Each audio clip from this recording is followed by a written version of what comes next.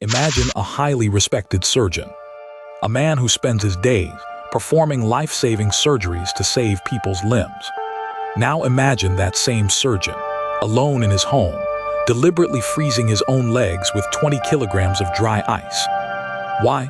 To claim nearly £500,000 in insurance payouts, all while claiming his amputations were the tragic result of sepsis. This is the mind-bending true story of Dr. Neil Hopper, a man who went from being shortlisted for the European Space Agency's astronaut program to a convicted fraudster, exposed for a dark, secret double life that shattered his family, his career, and the trust of the very patients whose limbs he had cut off. What drove a brilliant medical mind to mutilate himself for a paycheck? And how did a dark web investigation into an extreme website blow his entire cover? Let us find out. To understand this unbelievable collapse, we have to look at the prestigious life Neil Hopper built. At 49 years old, Hopper was a consultant vascular surgeon at the Royal Cornwall Hospital's NHS Trust. In the medical world, vascular surgeons are the elite. They deal with the complex network of blood vessels, and when blood flow is blocked, they are the ones who decide whether a limb can be saved or if it must be amputated. To the public and his colleagues, Hopper was a dedicated, highly skilled savior. He had a wife, children, and a comfortable life in Cornwall. But underneath the white coat and the professional prestige lay a dark, secret obsession that was about to collide with his financial life in the most horrific way imaginable.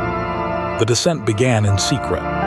Between August 2018 and December 2020, while performing complex surgeries by day, Hopper was actively involved with a notorious extreme body modification website known as the Eunuch Maker, run by a man named Marius Gustafsson. This platform was a dark hub for graphic mutilation. Hopper was not just a passive observer. He exchanged thousands of messages with Gustafsson, receiving advice on how to freeze his own legs. On April 14, 2019, Hopper took the first physical step, purchasing 20 kilograms of dry ice pellets online. The next day, while his wife and children were away, Hopper immersed his feet in the freezing dry ice. In the middle of this agonizing process, he messaged Gustafsson, "It's going to be awesome being a double amputee." 2 days later, on April 17, paramedics found him at home with catastrophic freezing injuries. By June, he underwent below-the-knee amputations. But how does a self-inflicted tragedy turn into a massive financial windfall? This is where the financial mechanism of disability insurance fraud comes in. Like many high-earning professionals, Hopper had robust private disability insurance policies with major firms, specifically Aviva and Old Mutual Health. These policies are designed as a safety net.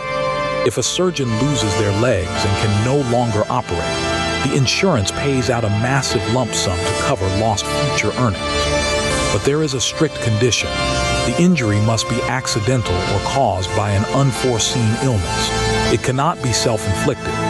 To trigger a payout of £466,653, nearly $600,000, Hopper needed a perfect medical cover story.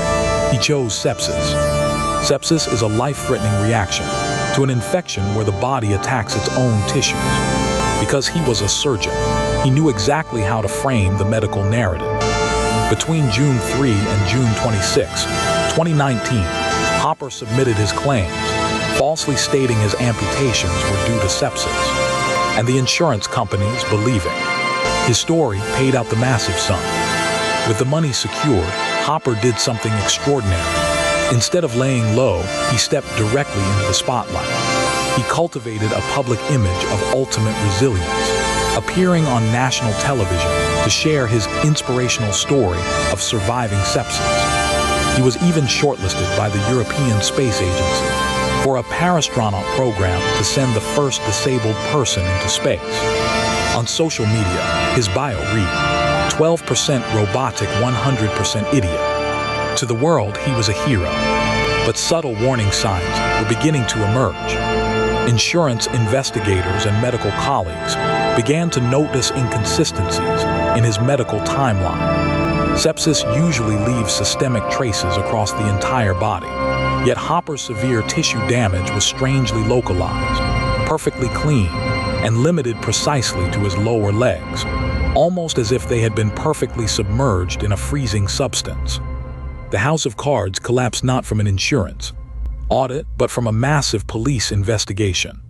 Authorities launched a major crackdown on the Wikimedia website, arresting its ringleader, Marius Gustafsson.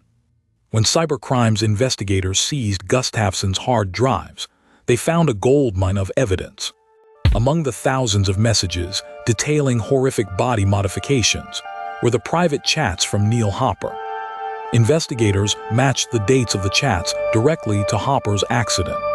They found the digital receipt for the 20 kilograms of dry ice purchased just 24 hours before his legs were ruined.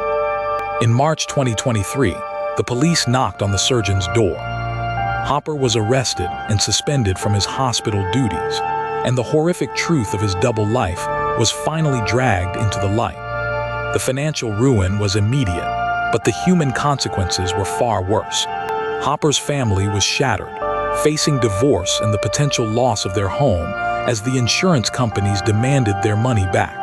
But the deepest scars were left on his former patients. Imagine being a patient who had their leg amputated by Dr. Hopper, only to discover years later that your surgeon had a deep sexual interest in amputation and was actively chatting on an extreme body modification website. The psychological trauma was devastating, leaving vulnerable amputees questioning whether their own life-altering surgeries had actually been medically necessary. Public trust in the entire medical profession was deeply eroded. On September 4, 2025, Neil Hopper stood in court.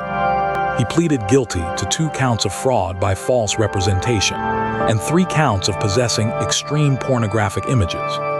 He was sentenced to 32 months in prison. On May 29, 2026, he was officially struck off the medical register, his career permanently reduced to ashes. What started as a dark obsession and a £500,000 insurance scam ended in total personal, professional, and financial collapse. A chilling reminder of how easily a brilliant mind can build a prison of its own design. If you want to uncover more stories of unbelievable deceptions, massive financial frauds, and the dark secrets that bring down empires, make sure to subscribe to the Collapse Files. Hit the notification bell, and we will see you in the next investigation.